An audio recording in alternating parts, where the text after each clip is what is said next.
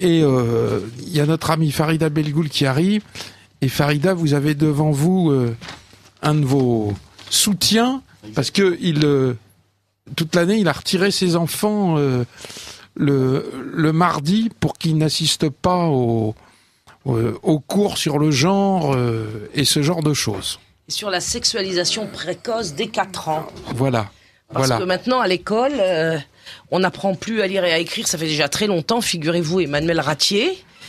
Et quand on n'apprend plus à lire et à écrire, et bien maintenant on passe à des cours d'éducation sexuelle extrêmement abusifs, tant dans le fond que dans la forme, que dans les cibles, parce qu'effectivement s'orienter vers des propos, je vous en lirai un petit extrait tout à l'heure, si l'antenne me le permet, parce que c'est particulièrement... on pourra peut-être pas le lire dans ce cas-là, mais... Non mais quand même, quelques petits mots quand même, que les auditeurs se rendent compte, parce que si nos enfants l'entendent à l'école... Pourquoi l'entendraient pas nous, pas nous à l'antenne? On est une radio très prude ici. Je comprends qu'on soit très prude, mais justement, j'aurais vous lire un papier. Allez-y. Bon, vous devez être au courant. Alors, j'essaye de retrouver mon papier. Il y a eu un épisode quand même assez sidérant qui s'est produit là cette semaine ou la semaine dernière. Alors attendez, j'essaye de trouver mon petit papier. Je sais pas si je vais le retrouver. Bon, on va voir. C'est l'équivalent d'un abécédaire de l'égalité qui devait être... Voilà, j'ai retrouvé mon petit papier, mais il était dans mon cartable. Donc, c'est l'académie de Rouen et l'académie de Nantes qui a fait diffuser dans les écoles un ouvrage, c'est Que font les petits garçons? Oui, je connais, oui. Voilà. Qui en plus a une couverture qui ressemble à l'ouvrage que vous avez fait, avec des petits garçons bien propres sur eux, habillés normalement. Il y en a aucun, à mon avis, qui porte une jupe, enfin ni un kilt. Et c'est le Salon Beige qui a sorti le document, qui est quand même assez incroyable. Donc ça commence. Que font les petits garçons? Donc c'est pour l'école. Donc c'est pour les classes de CE2, CM1, CM2. Donc c'est le primaire. Et donc, provocateur, décalé, irritant, drôle, énigmatique, voilà un abécédaire des deux sexes. Et alors, on vous explique une excellente machine à écrire pour les élèves. Et il est indiqué: le dispositif proposé pour la lecture de cet album s'organise en 4 séances, précédées d'une découverte libre à l'école. Il est impératif que la phase de découverte ait lieu en classe et que les albums ne soient pas empruntés pour être emmenés à la maison. Les réactions très négatives de certains adultes à l'égard du livre pourraient compromettre son exploitation. J'ai eu justement un témoignage comme cela. Et comme ça venait de sortir, et donc depuis... Donc c'est le Salon Beige qui a sorti avec le document, et depuis ça a disparu.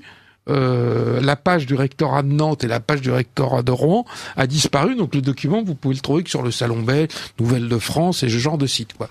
Et je le donne comme exemple, c'est très récent, mais vous en avez des dizaines d'exemples comme ça. Oui, on en a des dizaines. J'ai encore entendu ce matin une dame me dire exactement la même chose. Elle a découvert que son enfant avait un livre qui s'intitulait Lily Bouche d'enfer, qui est effectivement un livre sorti tout droit de l'enfer, c'est le moins qu'on puisse dire, il porte bien son titre. Et quand elle a interrogé son enfant, ça se passait dans les environs de Lyon, et il a été question qu'aucune trace ne puisse revenir à la maison, et c'est par accident que le livre a quand même été dans le cartable du gamin, qu'il a finalement amené à sa mère. Mais les autres enfants, écoutez, les parents se posent encore la question de savoir si le témoignage de cette maman est vrai ou pas.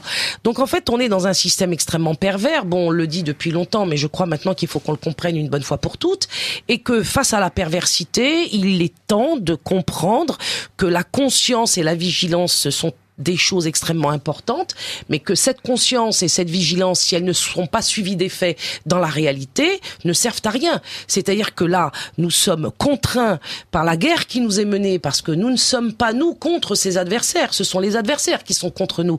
Vous parliez tout à l'heure, Mehdi, d'une France positive. Moi, j'appelle justement à ce que cette France positive se restaure, puisque elle n'est plus du tout existante dans les institutions. Non seulement dans les institutions, mais aussi, je dirais, dans les élites qui sont censés se battre pour le peuple.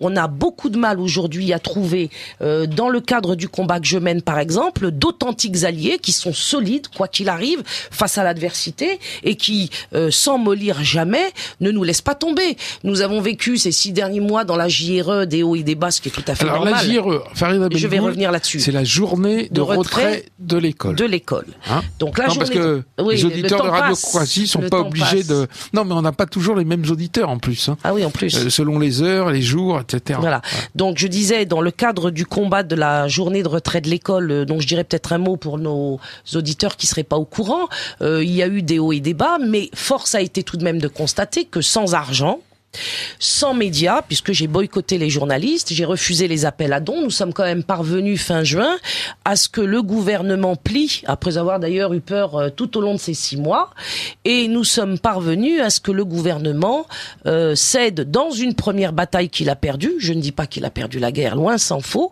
puisqu'il a retiré le fameux programme ABCD de l'égalité. Ce retrait, c'est une victoire qui montre quoi? Qui montre que c'est la détermination des parents seul qui peut aujourd'hui faire les authentiques victoires. Vous parliez tout à l'heure de ne plus croire, Mehdi, dans les hommes politiques. Moi, je crois que sur la question de la défense des enfants, pour l'interdiction du genre, dans l'école notamment, il n'y a que les parents qui sont les seuls à même d'obtenir la victoire pour la protection du fruit de leurs entrailles. Alors je n'ai pas trouvé, pardon Emmanuel Ratier, je n'ai pas trouvé d'autres interlocuteurs valables. Je n'ai pas trouvé d'autres combattants que les parents, en particulier dans les quartiers populaires, mais nous avons été rejoints aussi par d'autres du centre-ville. La mobilisation en ce moment est un peu en train de battre de l'aile parce qu'avec la rentrée, les impôts, le rythme de la vie moderne, les rythmes scolaires qui ont été transformés à l'école, la confusion et le chaos est organisé. Mais je peux vous dire que ces journées de retrait de l'école, qui se structurent maintenant dans une fédération de parents engagés et courageux, rassemblent de plus en plus aussi bien des chrétiens que des musulmans. On fait dire que la JRE et la FAPEC sont des organisations musulmanes. C'est faux, c'est de la calomnie pure et simple, parce qu'on veut le dire pour nous empêcher justement de fédérer les parents de tous les horizons, non seulement chrétiennes et musulmanes, mais aussi athées et agnostiques. Donc l'objectif... J'aimerais que vous nous parliez de cette association. Elle s'appelle comment ? Alors elle s'appelle la Fédération autonome des parents engagés et courageux. Elle est née cet été, on n'a pas eu de vacances. FAPEC. FAPEC, pourquoi faire justement ? Eh bien parce que nous avons décidé que la JRE ne suffisait pas, dans le sens où c'était un mouvement à la fois spontané et... un mouvement de guérilla, véritablement, que ce mouvement de guérilla devait être maintenant structuré, tout en gardant malgré tout cet aspect spontané et susceptible d'être mis sur le pied de guerre justement à chaque attaque féroce de l'adversaire. Je dis attaque féroce de l'adversaire parce que ce sont nos enfants qui en sont les cibles. Et cette férocité justement s'explique et se définit par le fait que ce sont des petits-enfants qui sont les cibles de l'institution scolaire et donc de l'État. Ces enfants n'ont pas d'autres protecteurs que leurs parents. Il m'a donc semblé extrêmement important d'organiser les parents. Non seulement ceux qui avaient participé à la JRE, c'est-à-dire aux journées de retrait de l'école qui nous ont fait connaître de janvier à juin dernier, mais aussi d'autres qui ne l'auraient pas fait pour des raisons qui sont souvent la peur ou la calomnie, c'est-à-dire que je veux démontrer cette année scolaire que non, la JRE n'était pas un mouvement de musulmans exclusivement. Il y avait des musulmans, mais la JRE a toujours appelé toute la société civile à participer à ces journées de retrait. Notamment, nous avons appelé les chrétiens tout au long de 6 mois. J'ai pas cessé d'en appeler justement à leur participation, et la FAPEC davantage encore le fera. Et au-delà des musulmans et des chrétiens, il faut aussi que toutes les forces vives de la nation, dans la société civile, parce que vous savez, finalement, la société est bien déchristianisée. L'islam d'aujourd'hui, c'est quelque chose qui est beaucoup moins retors et répandu qu'on ne le croit. Donc il me paraît important d'avoir qu'un seul critère, c'est le père et la mère, parce que normalement, le père et la mère sont pour défendre leurs propres enfants. Donc cette fédération va avoir plusieurs missions et je vous laisse me poser des questions. Alors déjà, comment est-ce qu'on y adhère? Vous avez une adresse internet? Vous avez... Oui, alors pour y adhérer, d'abord, pourquoi y adhérer? Pourquoi y adhérer? C'est que les fédérations actuelles de parents d'élèves, je sais pas si vous avez noté, Emmanuel Ratier, notre sigle n'indique pas que nous sommes une fédération de parents d'élèves. Nous sommes une fédération autonome de parents engagés et courageux, et je vous dirai pourquoi tout à l'heure. Donc, cette fédération de parents a vu le jour parce que justement, à l'école, les fédérations habituels des parents d'élèves ont collaboré avec l'adversaire. C'est-à-dire que pendant toute l'année dernière, dans le cadre des JRE et antérieurement, elles ont permis l'introduction du genre à l'école, d'une part dans le dos des parents, et d'autre part lorsque les parents se sont levés pour essayer de l'interdire, cette théorie du genre, dans les classes de leurs enfants. Vous avez les fédérations habituelles que nous connaissons tous, la FCPE, les APEL et les APEC, qui ont collaboré avec les lobbies LGBT et le gouvernement, et monsieur Payon et Madame Belkacem et Monsieur, accessoirement, Benoît Hamon, qui n'est pas resté là très longtemps. Donc aujourd'hui, il est apparu à la fin de cette JRE qu'il n'y avait pas de fédération pour les parents, pour défendre les enfants, pour défendre la famille et pour interdire le genre. La FCPE, il ne faut pas voter pour la FCPE. Les autres fédérations de parents également, dans le cadre des prochaines élections de représentants de parents dans les conseils d'école et dans les conseils d'administration, il faut absolument boycotter ces élections. Alors ça m'a beaucoup amusé parce que tout l'été, dans la presse, des mainstream, j'ai vu que on m'accusait de chercher à pénétrer ces conseils d'école et à devenir le cheval de Troie de l'institution scolaire. C'est mal connaître ma façon de penser, parce que je n'ai pas de considération pour ces structures, étant entendu que, connaissant parfaitement ces structures, je sais qu'il n'est possible de ne rien y faire. Les conseils d'école, comme les conseils d'administration, sont composés par des représentants de l'institution scolaire, sont représentés par des psychologues payés par l'institution scolaire, des inspecteurs d'académie, des enseignants aux ordres, beaucoup d'entre eux, voire des parents d'élèves de ces fédérations qui sont elles aussi aux ordres. On peut rajouter aux membres de droit des membres supplémentaires qui viendront gonfler la cohorte des membres qui viendront s'opposer aux parents qui, eux, auront le courage de lutter justement contre la présence des lobbies LGBT à l'école. Donc, pour finir, parce que c'est un message très important, je dis que il ne faut pas participer aux élections, il faut les boycotter, et il ne faut pas non plus croire que il est important de participer au conseil d'école, et c'est la raison pour laquelle le mot d'ordre de la FAPEC, c'est les conseils d'école, retrait, comme il y a eu journée de retrait de l'école, je propose que nous ne participions pas au conseil d'école, et je vous laisse me demander, ce qu'on va faire d'autre. Alors, non, mais il faut rappeler, pour les auditeurs de Radio Courtoisie, je suis pas sûr qu'ils le savent, que la FCPE, qui est la principale fédération de parents d'élèves, a été créée par les enseignants et contrôlée par des enseignants. Les principaux dirigeants départementaux, nationaux, etc. sont tous des enseignants. C'est qu'à partir du moment où il y a eu des élections où les parents étaient représentés dans les écoles, les enseignants, en tant que lobby, se sont dit ça va nous poser des problèmes. Et donc, ils ont créé leur propre fédération, qui aujourd'hui est majoritaire parce que c'est la mieux structurée, évidemment, parce qu'elle est composée d'enseignants. D'une part, et donc, c'est une véritable escroquerie. Absolument, c'est une escroquerie. Parce qu'ils représentent absolument pas les parents d'élèves. Ce sont des enseignants qui représentent des enseignants.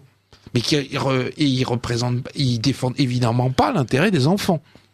Bon. Et c'est un truc que très peu de gens savent. Absolument. La FCPE, par exemple, il y a eu un personnage très important dans les années 70 qui était Cornec. Et ça tombait bien parce qu'on disait même pas la FCPE, Cornec. Bon. Évidemment, c'était un enseignant. Et c'est de toujours être le cas aujourd'hui. Et toutes les structures départementales, y compris dans les lycées, en général, ce sont des enseignants et qui, dans un lycée ou dans une école, vont être enseignants. Et dans l'autre école où ils ont leurs enfants, vont être représentants de parents d'élèves, avec le seul but de défendre les enseignants et les directives du ministère de l'Éducation nationale. Ce qui n'empêche quand même pas, Emmanuel Ratier, que certains parents se sont fait prendre au jeu et se retrouvent dans les conseils d'école, effectivement, au profit de l'institution scolaire. Voilà, on est d'accord. Voilà. On est tout à fait d'accord. Voilà. C'est-à-dire qu'il est très difficile d'être parent d'élèves au sein de la FCPE, des APEL et des APEP, et de défendre l'enfance, la mère et le père et la famille en général. Alors, je rappelle que vous êtes à l'écoute du Libre Journal de la Résistance française de Radio Courtoisie, et je reçois ce soir en troisième partie Farida Belgoul, porte-parole de la journée de retrait de l'école et présidente de la FAPEC désormais. Voilà. Bon. Alors, dites-moi, parce que ça va passer vite, hein, on n'a qu'un quart d'heure, hein, parce qu'on a déjà passé un quart d'heure. Donc, il faut que vous nous donniez l'adresse, il y a un site internet où il est en préparation, une adresse internet. Alors pour tout savoir sur la FAPEC, voilà. On a un site très riche parce que j'ai le bonheur d'avoir un webmaster extrêmement performant. Donc pour savoir tout ce qui concerne la FAPEC et la JRE, vous allez en effet sur le site jre2014.fr et là vous aurez toute notre actualité et l'actualité aussi de l'institution scolaire. Et puis si vous voulez nous écrire, bien évidemment, vous pouvez nous écrire à l'adresse suivante, contact@jre2014.fr. Et ce qui me paraît important, c'est de vous parler un petit peu tout de même de la première action que nous avons lancée dans le cadre de la FAPEC. Évidemment.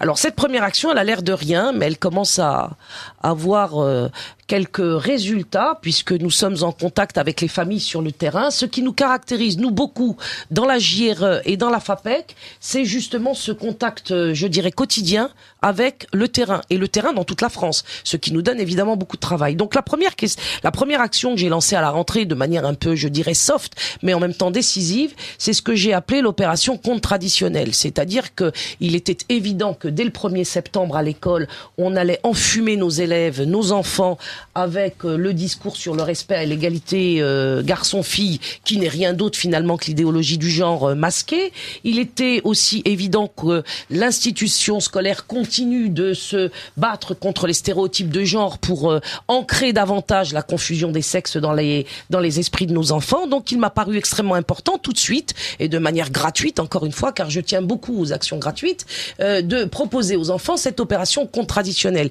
Il s'agit, vous le verrez sur notre site jre2014.fr, eh bien tout simplement de trouver une fois par semaine en ligne un compte traditionnel qui fait état de la complémentarité homme-femme. Ce compte doit être raconté aux enfants, que ce soit en famille ou en groupe dans l'environnement proche.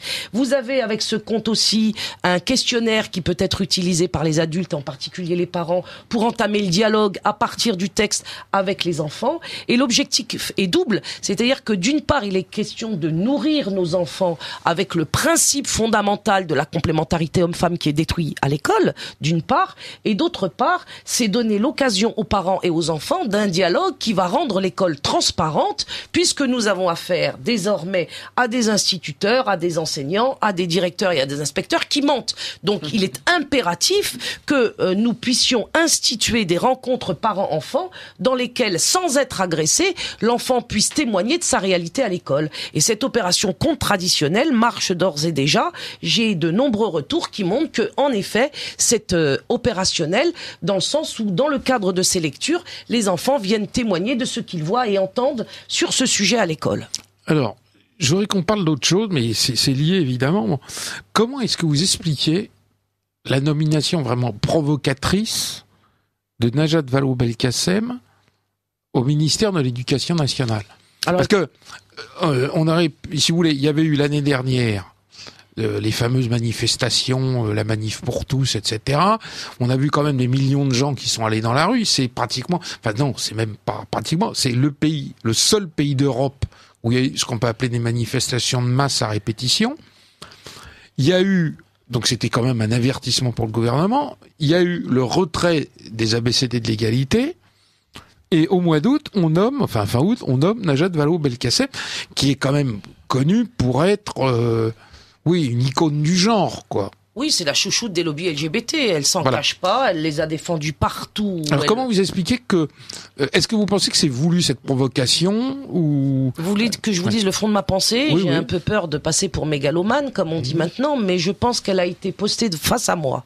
C'est-à-dire que il a été question toute cette année de cette musulmane issue des quartiers populaires, enseignante, qui pouvait tenir la dragée haute à ce gouvernement. J'ai été présentée comme celle qui, en effet, a été en mesure de faire trembler ce gouvernement. Et face à moi, finalement, on s'est rendu compte que des personnages susceptibles de m'ébranler moi-même, il n'y en avait pas tellement sur le plan des critères et des caractéristiques qui étaient issus de mon identité, et on est allé trouver, je dirais, une potiche de loin ressemblante, c'est-à-dire à la fois femme et musulmane et issue de je ne sais quelle réalité prétendue des quartiers, alors qu'en vérité ça n'est qu'une petite bourgeoise, je dirais, déclassée depuis longtemps dans l'islam, qu'on présente comme musulmane et qui ne l'est pas. Mais parce que l'islam ou être musulman, c'est pas une gueule. C'est un engagement dans un certain nombre de principes auxquels on adhère, qui peut être susceptible d'un débat. Ce n'est pas la position ni l'identité de Belkacem. Belkacem, elle est LGBT.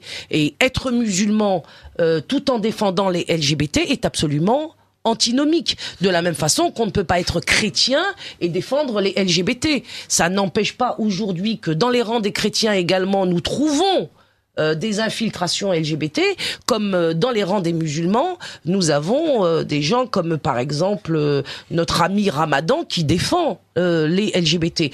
Donc Belkacem, moi je l'ai vu comme une volonté de comme mise ça en s'entend scène. pas à l'antenne, c'était ami entre guillemets. Oui, ami entre parce guillemets. qu'on n'en sent pas l'ironie à la radio forcément. Ah. Donc après on dira oui, elle a dit que c'était un Ramadan était mon ami. Vous voyez, je ne pense pas qu'on peut le comprendre puisque je viens de dire qu'il est un suppôt des LGBT, ce qui n'est quand même pas mon combat. Mais vous faites bien de me le faire se remarquer. Donc évidemment, cet ami entre guillemets de Ramadan, comme Belkacem, ont exactement le même combat à défendre.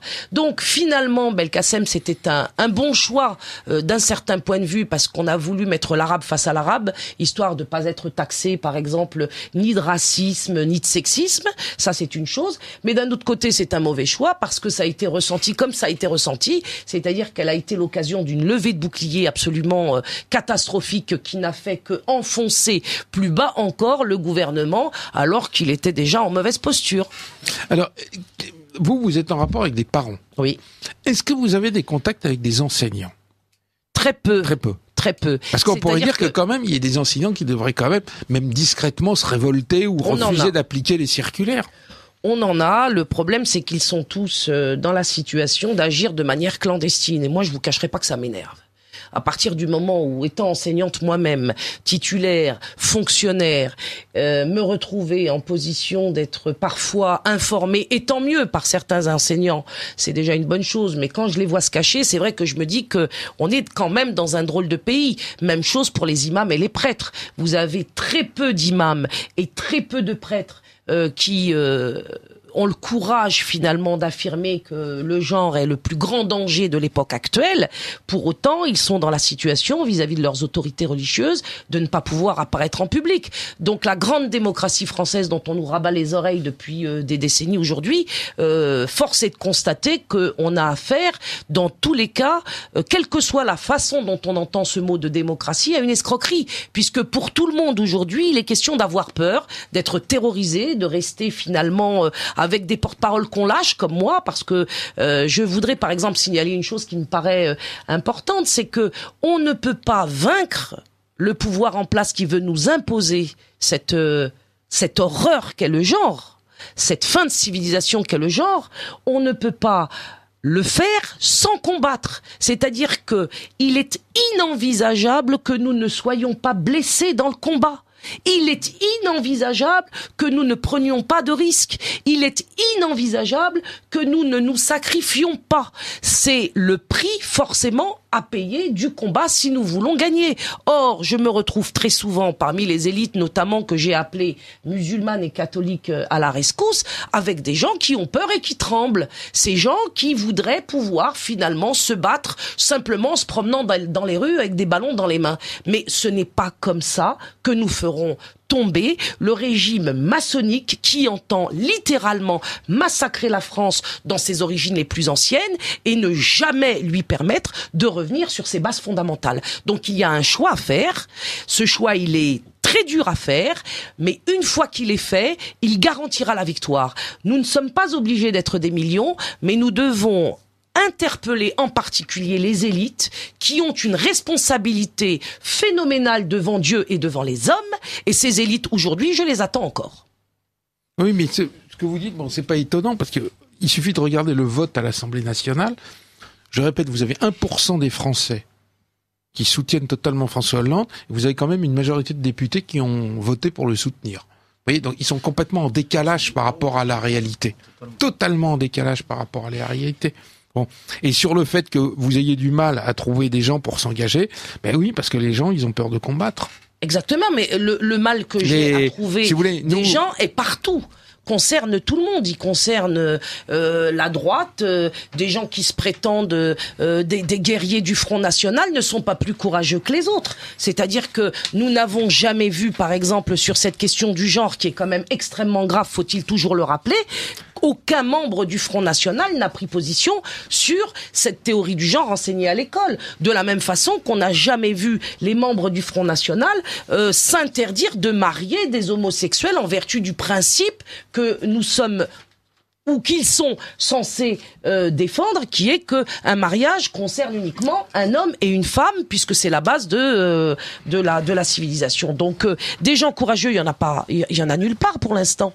Il y en a nulle part. Moi, je ne suis pas au Front National, je ne suis pas au PS, je ne suis pas à l'UMP. À l'UMP, qui a-t-on vu se lever réellement avec courage pour prendre les décisions qui s'imposent? Pas grand monde. On a beaucoup à faire à des gens qui sont verbeux et qui, à la première occasion, baissent le pantalon pour obéir aux ordres. Donc aujourd'hui, les partis politiques, Mehdi le disait tout à l'heure, et je le rejoins entièrement sur ce point, mais aussi les intellectuels français, où sont-ils aujourd'hui, qui seraient mobilisés effectivement pour défendre les enfants? Les intellectuels aujourd'hui de tous bords sont extrêmement frileux sur cette question et ils sont bien plus préoccupés de leur œuvre et de leur compte en banque que du sort de la civilisation et du sort de ces petits-enfants qui sont les nôtres et qui devraient aujourd'hui normalement tout à fait cessantes oublier leur œuvre et leur compte en banque pour les défendre. Mais force est de constater, je vais pas me faire d'amis en le disant, que nos intellectuels bien aimés aujourd'hui sont plus préoccupés par leur sort individuel. Alors, excusez-moi, j'ai un trou de mémoire, là. Je vous ai perturbé. Voilà. Oui. Peut-être je ne vous ai pas mis dans ces intellectuels, Emmanuel Ratier. Parce que si nous sommes là, en face de, l'un en face de l'autre, c'est que, effectivement, nous avons quelque chose à faire ensemble. Et moi, je voulais vous remercier de me donner la parole parce que ils ne sont pas nombreux, ceux qui, justement, me permettent d'aller dire tout ce que je suis en train de dire maintenant. Donc, je vous en remercie. Un charisme incroyable et que vous parlez excellemment bien. On vous écoute parler, après on ne sait plus la question qu'on vous pose. Mais c'est pas bien grave. Non. Ce que je voudrais savoir, en dehors là de l'opération que vous avez montée contre traditionnelle, vous avez d'autres idées que vous allez développer? Oui, il y a d'autres idées très importantes. On a un programme très chargé. D'ailleurs, on appelle tous les Français à y participer parce que cette affaire de compte traditionnel, allez la voir sur le site jre2014.fr pour en savoir plus. Vous verrez que c'est une opération extrêmement sérieuse et très performante. Et puis nous avons l'intention de mettre en place très vite des formations juridiques en destination des parents pour qu'ils sachent exactement sur l'appui des textes officiels quels sont leurs droits de regard, quel est leur droit de regard à l'école, parce qu'on faut arrêter de leur raconter n'importe quoi. Les parents ont des droits à l'école, faut-il encore qu'ils les connaissent? Alors nous avons l'intention dans cette affaire justement, j'ai vu que le nouveau ministre de l'Éducation nationale justement voulait ça soit plus transparent avec les parents. Et elle voulait que les parents interviennent plus à l'école, enfin, mais non, mais dans quel cadre Ah, mais je ne sais pas. Moi non plus, je ne sais pas. Le seul cadre qu'on connaisse aujourd'hui, c'est le cadre des conseils d'école. Autrement dit, c'est une invitation à aller s'engouffrer dans la gueule du loup. Je vous le répète, la FAPEC appelle au boycott. Aussi bien quant à la participation aux élections des représentants de parents délégués que à la participation au conseil d'école lui-même. De ce conseil d'école, il ne sortira rien d'autre que des représailles pour les parents et les enfants et leurs enfants qui auront eu le culot de se lever contre les décisions qui auront été prises dans le sens du genre, par exemple, dans un conseil. Donc aujourd'hui, il me paraît extrêmement important de fonctionner par délégation de parents hors cadre scolaire. C'est-à-dire que laissons-les croire que nous avons que ça à faire que de les considérer comme nos interlocuteurs. Depuis la JRE, l'école n'est plus l'interlocuteur sérieux des parents. Depuis la JRE, les parents ont peur de l'école. Voilà, c'est tout. Les représailles de l'éducation nationale ont simplement appris aux parents, non pas à dialoguer, ce qui était l'enfumage habituel qui, pendant des années, a été cru par tout le monde. Ceux qui ont participé à la JRE, ceux qui en ont été le témoin, ont bien vu que de dialogue, il n'en est pas question. À l'éducation nationale, on tire à vue sur les parents. Donc, tirer à vue, il faut en tenir compte. C'est la raison pour laquelle je dis sortez de la structure scolaire, organisez-vous de manière parallèle. Nous avons de nombreuses propositions à faire. On peut aller les trouver sur le site jre2014.fr et fonctionnons par délégation de parents. C'est-à-dire qu'une directrice d'école aujourd'hui ne peut absolument pas interdire à un parent ou deux ou trois de venir au nom de la FAPEC pour lui poser un certain nombre de questions auxquelles il faudra bien qu'elle réponde. Ce qui est intéressant ce qui est intéressant dans le fonctionnement par délégation de parents, c'est que l'ordre du jour, c'est vous qui le faites. Les questions, c'est vous qui les posez. Dans le cadre du conseil d'école, les questions sont celles de l'institution et vous y passez 4 heures pour rien. C'est-à-dire que vous allez parler pendant 4 heures des chiottes bouchées qui resteront bouchées toute l'année et de la question qui vous préoccupe, vous, qui est quand même, je dirais, mortelle pour vos enfants, il n'en sera jamais question. Donc, délégation de parents, formation pour les parents et pour les enfants. La JRE locale reste un moyen si effectivement des individus suspects, issus d'associations suspectes, se permettre de rentrer encore dans les écoles pour raconter aux enfants qu'on pourrait éventuellement changer de sexe au cours d'une vie. Moi, je crois que c'est une question assez grave qu'on ne peut pas traiter sans avoir l'accord des parents. À ce moment-là, une JRE locale est tout à fait possible. C'est-à-dire que nous sommes là pour qu'on se batte. La FAPEC est une organisation de formation et c'est aussi une organisation de combat. Nous voulons que les gens se mettent à défendre becs et ongles leurs enfants parce que seuls les parents défendront les enfants. Personne d'autre ne le fera à leur place. Il ne faut compter sur aucun politique, aucun journaliste, aucun intellectuel, c'est le papa et c'est la maman, même quand ils sont divorcés, il faut qu'ils se mettent d'accord pour les défendre. Aujourd'hui, on a finalement un pari extraordinaire à relever, c'est que divorcés ou pas, famille dysfonctionnelle ou pas, recomposée, décomposée, nos enfants nous appartiennent, c'est-à-dire leur éducation nous appartient, nous les aimons plus que quiconque, personne ne peut aimer ses enfants plus que la mère de ces enfants-là, ou le père de ces enfants-là. Qu'il y ait conflit entre le père et la mère, ça va être une action justement que nous allons lancer dans le cadre de la FAPEC, où nous allons justement appeler les parents divorcés à dire « Vous êtes séparés, mais vous êtes unis en tant que parents. Vous êtes séparés en tant qu'hommes et femmes, mais vous êtes unis en tant que papa et maman. » Donc je vous invite encore une fois à venir connaître notre programme sur le site jre2014.fr et surtout, si vous me le permettez, Emmanuel Ratier, il faut adhérer à la FAPEC. Pourquoi ? Parce que plus nous serons nombreux, et plus nous aurons une représentativité forte. Ces délégations de parents qui pourront se rendre dans les mairies, devant la directrice des écoles ou les directeurs, ou devant les inspections d'académie, dès lors qu'ils auront une base qui est une fédération représentative de toutes les familles de France, auront un poids considérable, même s'ils sont 2 ou 3 à se déplacer en délégation. Oui, parce que ce qui est quand même extraordinaire, nous connaissons depuis, 2 ans, bon, mais vous avez quand même, vous êtes devenu en fait l'ennemi numéro 1 de l'éducation nationale. Vous avez été indiqué comme tel, quoi, en disposant de moyens ridicules.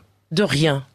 Alors que vous avez des groupes, vous nous avez dit tout ce que vous pensez des associations de parents d'élèves, enfin on pourrait dire qu'il y a d'autres groupes qui existent, plus ou moins liés à la manif pour tous, enfin ce genre de choses, et qui eux ont des gros fonds et qui finalement n'ont abouti à rien. Réellement, on peut dire, enfin les journaux l'ont reconnu, c'est vous qui, Farida Belgoul, qui avez obtenu le retrait des ABCD de l'égalité. Oui, avec un vieux PC pourri et un cure-dent, comme j'aime à le dire.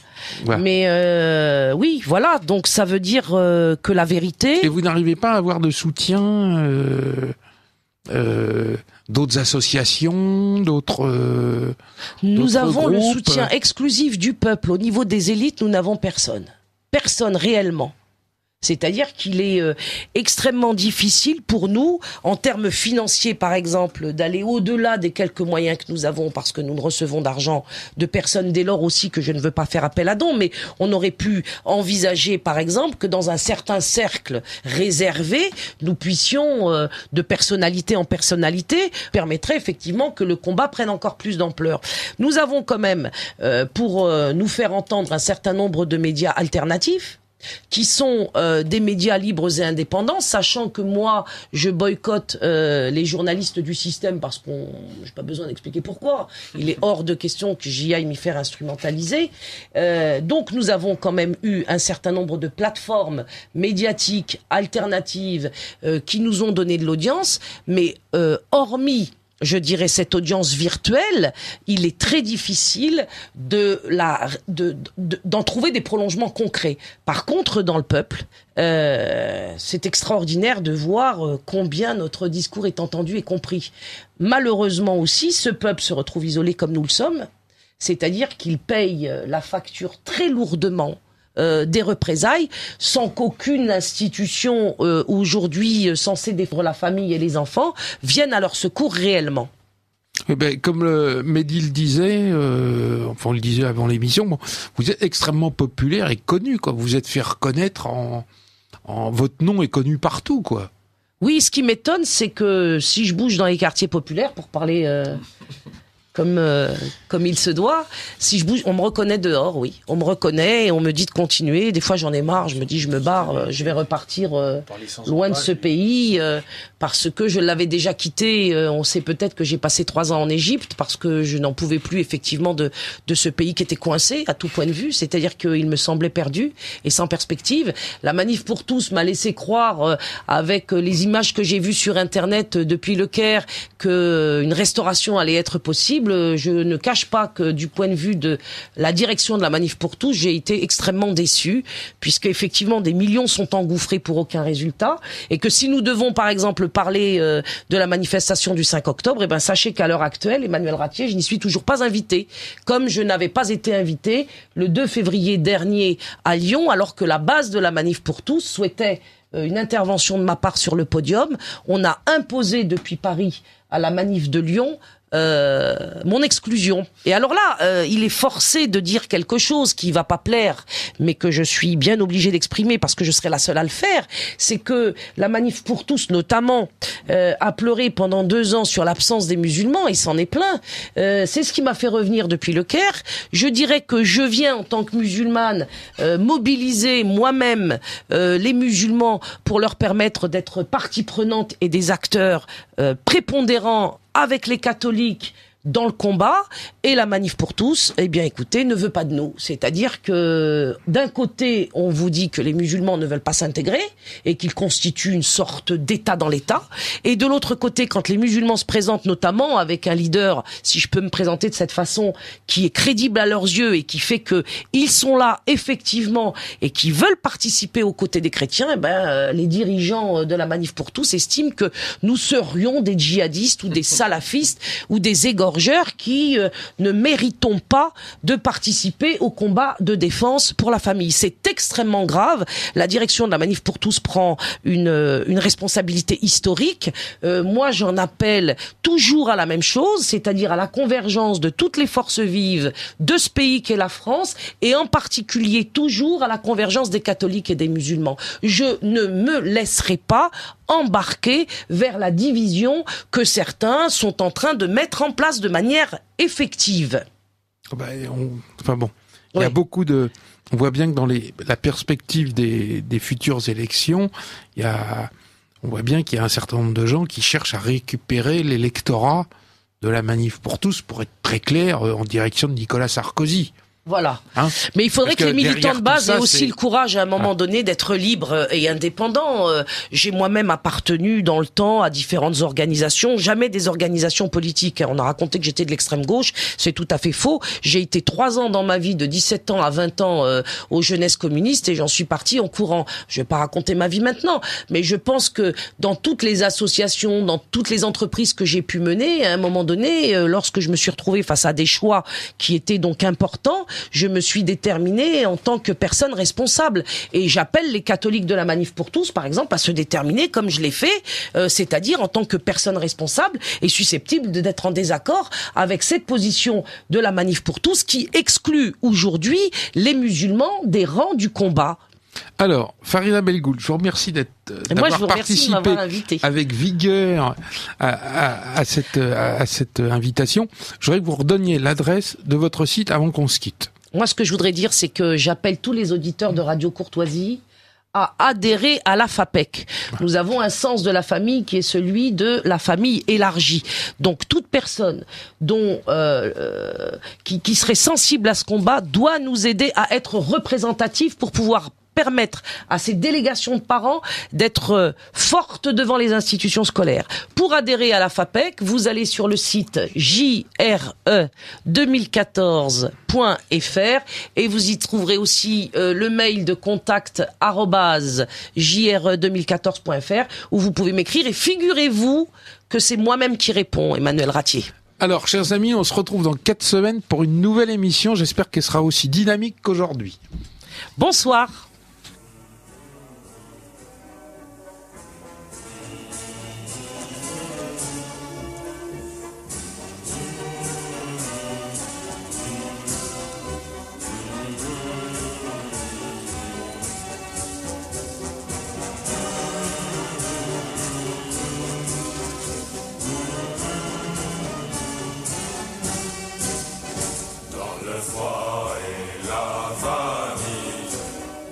Ici Radio Courtoisie, la radio libre du pays réel et de la francophonie. Vous venez d'entendre le libre journal de la résistance française, dirigé aujourd'hui par Emmanuel Ratier, diffusé en direct mercredi 17 septembre 2014 de 18h à 21h. Il est diffusé en différé jeudi 18 dans la nuit de 2h à 5h, dans la matinée de 7h30 à 10h30, puis à la demande sur le site internet de Radio Courtoisie. Ce libre journal a été réalisé par Franck. N'oubliez pas que Radio Courtoisie est une radio culturelle associative. Afin de sauvegarder une indépendance absolue, Radio Courtoisie refuse toute ressource publicitaire. Radio Courtoisie ne vit que grâce à ses auditeurs. Aidez-nous à demeurer libres. Adhérez à notre association. Pour cette année, la cotisation minimum est de 40 €. Envoyez votre chèque à Radio Courtoisie, 61 boulevard Murat, 75 016 Paris. Nous pouvons vous faire parvenir un enregistrement de ce libre journal. Commandez le CD-ROM pour le prix franc de port de 9 € ou 6 € seulement si vous êtes adhérent de notre association. En rédigeant des chèques distincts pour la cotisation et pour l'enregistrement, vous faciliterez la tâche de notre secrétariat bénévole. Je vous rappelle notre adresse, Radio Courtoisie, 61 boulevard Murat, 75 016 Paris.